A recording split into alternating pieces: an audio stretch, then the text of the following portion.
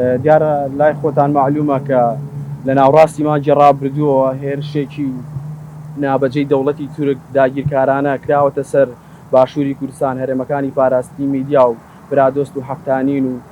تەنانەت هاتوۆتە ناو سنووری پارێزگای سلێمانیشەوە هێرشەکانیان کە خەڵکی سڤیل بۆردۆمانەکەن و شەهید دەکەن. لە ڕاستیا ئەم هێرشە داگیرکاریانە هەر کەسێک لە شوێنی خۆی وەر کەسێکی ئازادی خواست شەرمەزاری کردووە. ئێمەش وەکو ڕێکخراوی ژیانەوەی گەنجان لە چوارچەوەی و شەرمەزارکردنەوەیە هەساوین بە کۆکردنەوەی واژۆی هاونیشتمانیانمان بە مەبەستی شەرمەزارکردنی ئەو لەشکرکێشیە و بەنیەتی ئەوەی کە بیگەێنین بە پەرلەمانی کوردستان و پەرلەمانی عێراق و نەتەوە یەکگرتوەکان و باڵێزی وڵاتان. لەو چوارچێوەیەشدا ئەندام پەرلەمانانی عێراق و کوردستان و کەسایەتیەکان و مامۆسایانی زانکۆ پشتگیریان کردوین و زۆر پێیان باش بۆ و بەدەنگی ئەم بانگەوازیەی ئێمەوە هاتوون و لەو چوارچێوەیەشدا ئێمە نزیشی هەتا کوێستا 10,000 ئیمزامان کۆ کردوێتەوە لە هەموو شار و شارۆچکەکان لە خانەقین حتا زاخۆ ئیمزاکانمان کۆ کردوێتەوە. ئێستاش وەکو ڕێکخراوی ژیانەوەی گەنجان و کۆمەڵێک لە ڕێکخراوی مەدەنی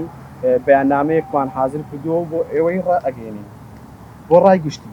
ئێمە کۆمەڵەی گەنجانی وڵات پارێز و ژنانی گەنجی تۆکۆشەر باوکەری ڕێکخراوەکانی کۆمەڵی مەدەنی هەڵمەتێکی بەرپراوانی ئیمزا کۆکردنەوەمان ڕاگەیاندنەوە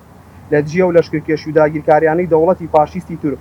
کە دەستی پێ کردو بۆ سەر باشووری کوردستان. ئامانج لە کۆکردنەوەی ئەم ئیمزایانە بۆ ئەوەیە کە پەیامی گەلی خۆمان بگەینە پەرلەمانی کوردستان و پەرلەمانی عێراق و نەتەوە یەکگرتوەکان و باڵیۆزی وڵاتان و ئاگاداریان بکەینەوە لەوەی کە گەلی ئێمە گەلێکی وەشیارە و بە هیچ شێوەیە قبوڵی ئەو داگیرکاریانەی دەوڵەتی تورک ناکە و پێویستە بە زووترین کاتیش بەدەنگ داوای گەلەوە بێن و بڕیاری دەرکردنی سوپای تورکیا بدەن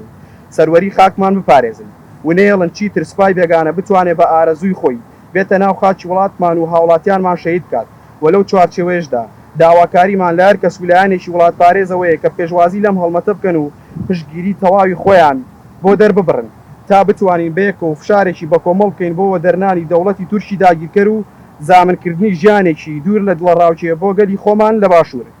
بژی یەکدەنگی کوردان، بژی سەرکەوتنی کوردستان، بژی زاوتی ڕزگاری گەلی کورد.